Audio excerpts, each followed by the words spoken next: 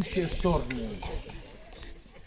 A la nit bornen, moltes s'apleguen, de Déu reneguen, un boc adoren, totes honoren la llur caverna que es diu Vitel.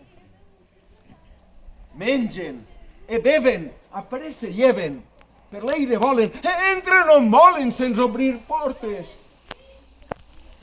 Moltes han mortes, en foc cremades, sentenciades en bons processos per tals excessos.